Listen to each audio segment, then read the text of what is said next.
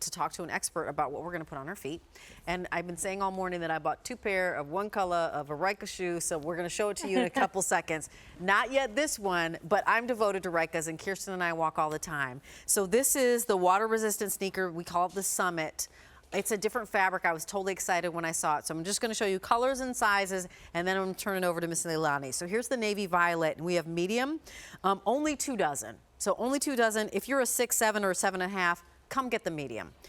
This is the black and the lilac. We have 5.5, 6, 7, 7.5, and then we actually do have wide in 6 or in 6.5. That's it.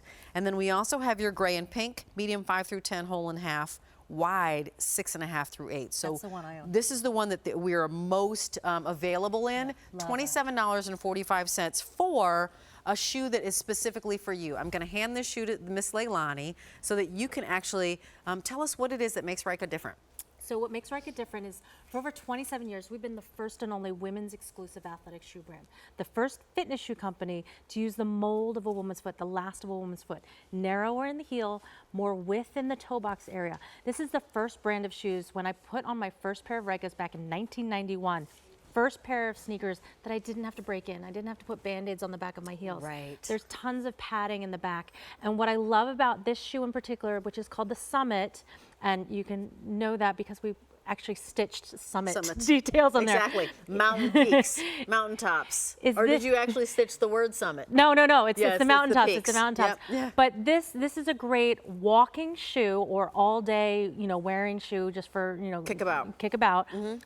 That's made with the upper is ripstop nylon, which Love it. is like camping I think it's gear. really sporty. It's like luggage. So it's a really tight material which keeps you protected from the elements. Come on in. Deep, deep, deep. Thank you. So for my girls Look at that. who maybe are hesitant to get a sneaker that would have more like open hold mesh to it because they are in places where they rip their shoes easily. Yeah. This is a very durable material, still flexible, still soft, but it's a little bit more like outdoor wear. You know?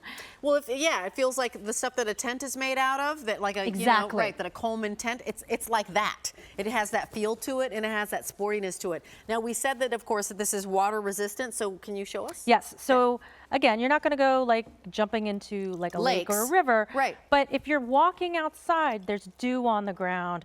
There's, You get caught in the rain mud. like I did yesterday with my dog. Exactly. Or whenever it was. Which happens. Life happens. Yes. And life's messy. It's not always, a bright sunny day. And even if it is, the ground can still be wet for different reasons. You just want to know that your foot's going to stay dry and protected no matter what. We've got like soccer games coming up and things like that, and football games. This is a great shoe to wear to protect yourself from the elements. What I love about my Ryka, and we have a devoted kind of Ryka family here, and I love them as well. What I love is that, yes, you put them on and you don't have to break them in. You also put them on and you can be completely confident that I'll put them on and Kirsten and I walk out the door and 5 miles later. It's Exactly. like I always own them. So, and when we talk about that it was made on the last of a woman's foot, how did they used to make shoes? Like, what were women's shoes before? So they would just, because it was easier. It was a guy's. It was the shape of a guy's foot, which is opposite in shape to ours. So they actually have a wider heel than ours. And that's why we would always have to put Band-Aids on the back of our heels because there'd be so much gapping and room in the back of the shoe. Right, and so Ryka was like, I could have had a V8. Maybe women's feet are a little bit different.